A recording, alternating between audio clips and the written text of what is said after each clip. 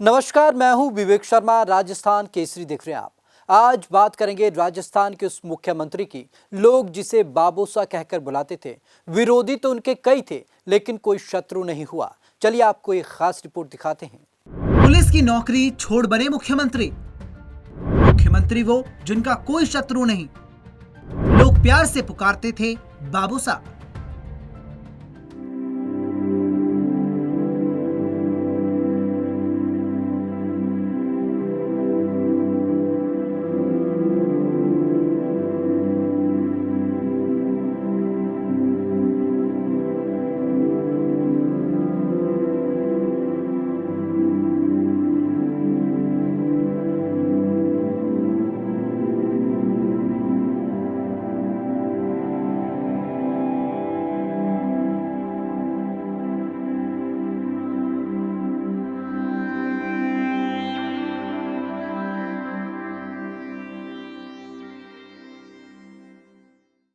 हम बात कर रहे हैं राजस्थान के इतिहास में अपनी एक अलग ही पहचान बनाने वाले पूर्व मुख्यमंत्री भैरों सिंह शेखावत की। एक ऐसा नाम जो राजस्थान ही नहीं पूरे देश में अपने कड़े फैसलों और सख्त रवैये के लिए जाना जाता था।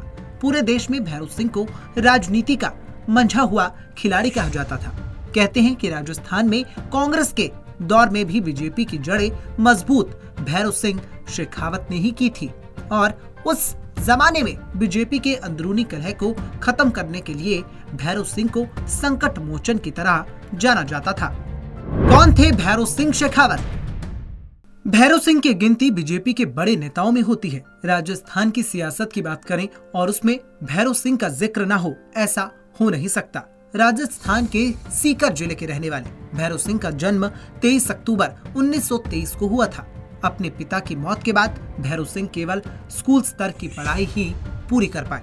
जब वो बड़े हुए तो परिवार को आर्थिक सहायता देने के उद्देश्य से उन्होंने किसान और सब इंस्पेक्टर के तौर पर काम किया। घर के हालात उतने अच्छे नहीं थे, फिर भी उन्होंने अपनी सूझबूझ से अपना एक अलग ही स्टैंडर्ड बनाया और देश के उपराष्ट्रपति के पद पर पहुंच गए।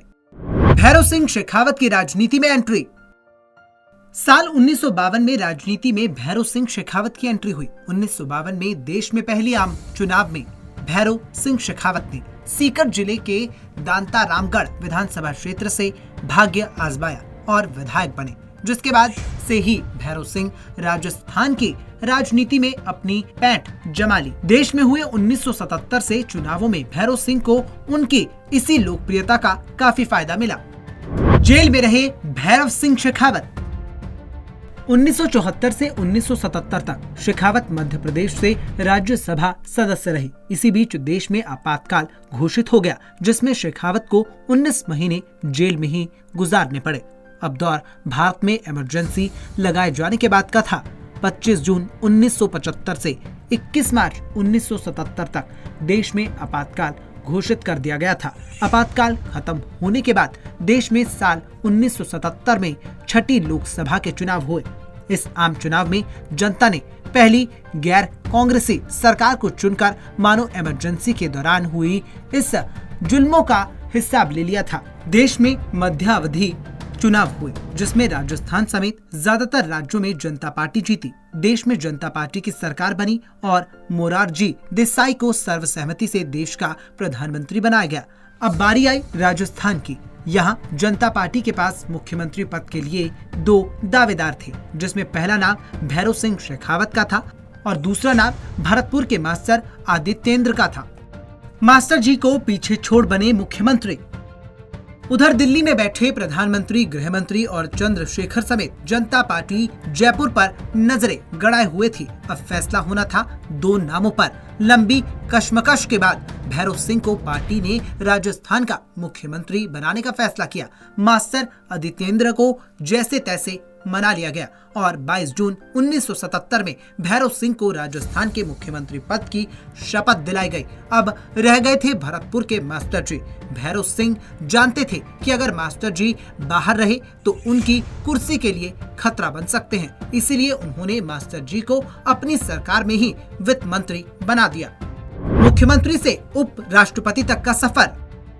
साल 1980 में भैरव सिंह शेखावत ने भारतीय जनता पार्टी ज्वाइन कर ली। उसके बाद 1984 में फिर से चुनाव हुए। इस चुनावों में पूरे देश में एक बार फिर कांग्रेस की लहर चली और कांग्रेस सत्ता में आ गई।